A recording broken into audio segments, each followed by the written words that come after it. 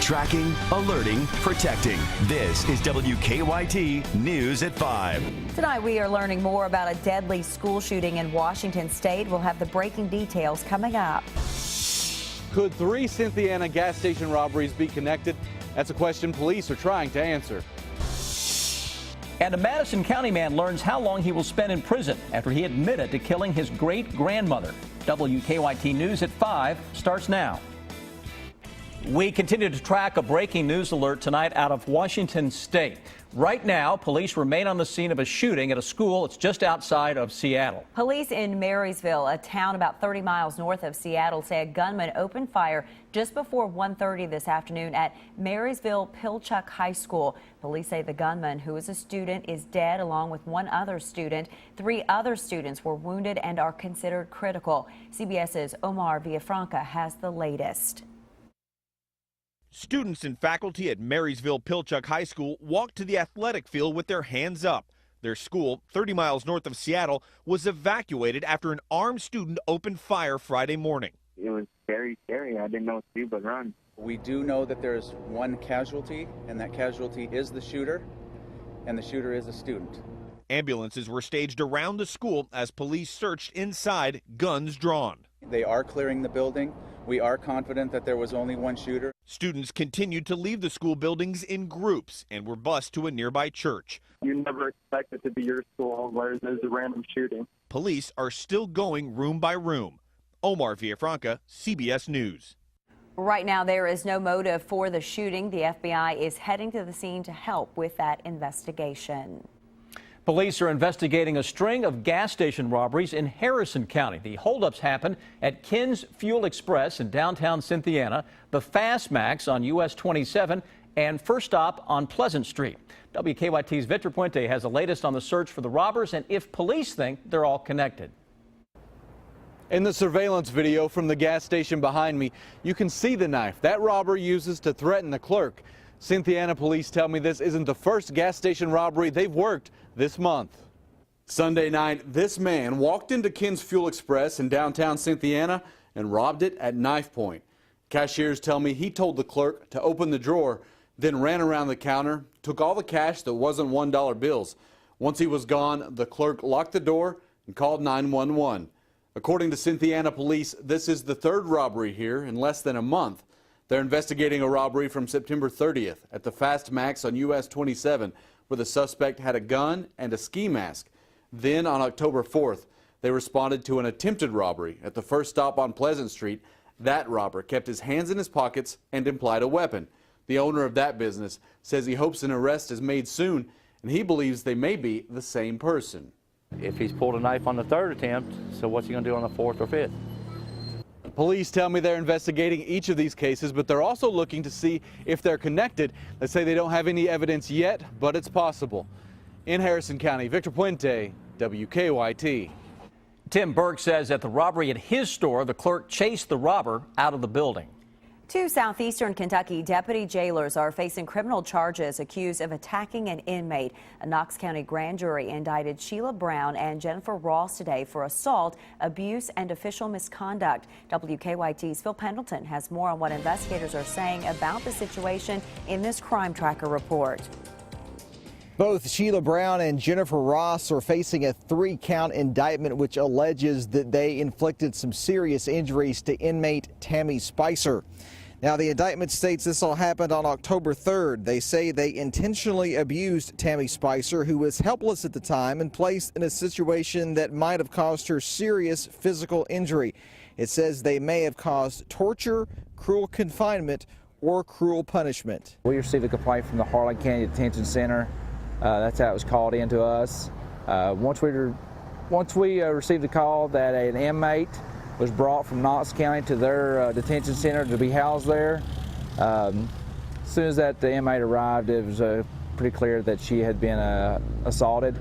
The 2 are also facing charges of official misconduct and assault 4th degree. I'll have a lot more on these allegations coming up at 6 o'clock. But for now, in Barberville, Phil Pendleton, WKYT. We called the Knox County jailer to get her reaction, but we were told she does not have a comment. Lexington police are searching for 3 men in connection with an attempted home invasion. It happened about 11:45 last night across from UK Hospital. We're told 5 men were in an apartment on Gazette Avenue, but then 2 of them left and came back with guns and another man to steal drugs in the apartment. Investigators tell us the men struggled at the door, breaking the gun, but were not able to get inside. One student who lives in that apartment complex says this neighborhood is usually pretty safe. It's not what I expect to hear, especially around this kind of area. I mean, we're right off campus. It's not expected, but you know, I can kind of get surprised by things going on nowadays. But I just really hope that either they get evicted or something's done, because I don't want them around me. Police arrested Samuel McKinley and Dwight Covington. The two 19-year-olds have been charged with trafficking marijuana. A Madison County man learned his fate today for killing his great-grandmother. 22-year-old William Tribble pled guilty earlier this month for the 2008 murder of Joanne Tribble. WKYT's Jennifer Palumbo is at the live desk with more on how many years Tribble will have to spend in prison. Jennifer? Sam William Tribble was 17 when he used a hammer to beat to death his 78-year-old great-grandmother in her Madison County home. It took 4 years for police to make an arrest in the case. They arrested William Tribble for murder in 2012. Because of the nature of the crime, he was going to be tried as an adult, but the trial was postponed. Then earlier this month, he confessed to the crime. And today in Madison Circuit Court, Judge William Klaus sentenced Tribble to 35 years in prison. And he also asked Tribble if he'd like to say anything in court after he sentenced him. Tribble said no. The family members who showed up at today's sentencing also did not want to comment. At the live desk, Jennifer Palumbo, WKYT. William Tribble will have to spend 20 years in prison before he can be eligible for parole. We are wrapping up what was a somewhat chilly week here in the Bluegrass, but starting to warm up as we head into that beautiful weekend. Yeah, we are expecting sunny skies and much warmer temperatures. Just a really nice weekend for Keeneland and UK football both. Chief Meteorologist Chris Bailey has a look now at that forecast. How about it? Yeah, we're dealing with beautiful weather to start out the weekend. I know our Saturday and Sunday forecast, what everyone's keying on, but guys, let's not forget about what is going on right now on that Friday evening forecast. Temperatures are into the low and mid-60s with a partly sunny sky throughout the area. Now, as we roll our way into the next couple of days, a little more in the way of some clouds will try to filter into our skyline. The Live First Alert Defender with the clouds on there showing a little bit of high cloud cover across parts of western Kentucky, trying to get through our skyline. No precipitation this evening, so if you're out on the town or high school football game, you're in pretty good shape. Upper 50s to start out the evening, and by the latter part of the evening, we've dropped it around 10 degrees with upper 40s that will begin to show up by the time we hit 11 o'clock. Weekend weather headlines, we're looking great to start out the weekend. That looks to continue into early next week before big changes begin to blow on into town. I'm tracking 2 systems next week. The first one will arrive with some rain, then the second one may bring a chiller just in time for Halloween. I'm not talking about the movie Chiller, and we'll show you what that means with the 7-day forecast in just a few minutes. All right, Chris, thank you. One of the Texas nurses who contracted Ebola while treating a sick patient is heading home virus-free. Nina Pham was discharged today from the National Institutes of Health Hospital in Maryland.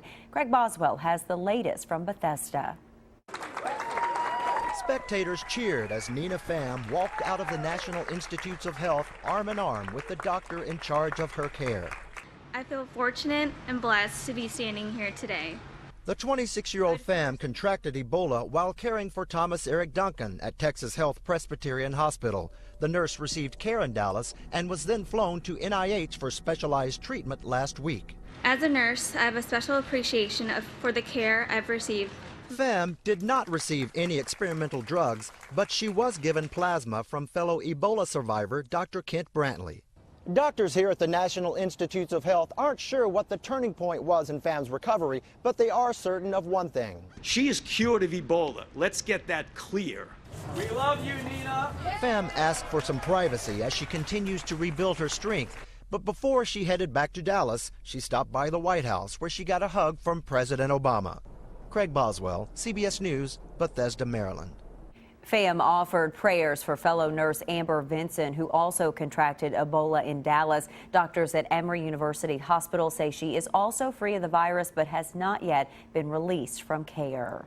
New York City's first Ebola virus patient is in stable condition inside one of the state's designated Ebola hospitals. Dr. Craig Spencer caught the virus while treating Ebola patients in West Africa earlier this month. Today, cleaning crews with oxygen tanks and protective gear started scrubbing down his Upper Manhattan apartment. Health officials are urging people in New York City not to worry. Dr. Spencer had not seen any patients or been to the hospital he works at since his return. Police are investigating a deadly crash near Danville. Our county-by-county coverage begins in Boyle County. State police say that 55-year-old William Edwards crashed yesterday on Kentucky 33. His car turned over and he was ejected. Edwards died at the hospital. State police say it appears he was not wearing a seatbelt. And in Laurel County, police arrested someone who they say was recently involved in a shoplifting incident. It happened at a Walmart in Corbin earlier this week. Police say that Joey Padilla stole a pair of men's boots and then took off. On Wednesday, police received an anonymous tip and went to Padilla's house where they arrested him. He is charged with theft by unlawful taking. Still to come here on WKYT, White House officials are talking about expanding security after another person tried to jump the fence. And New York police are trying to figure out what led a man to attack several officers with a hatchet last night.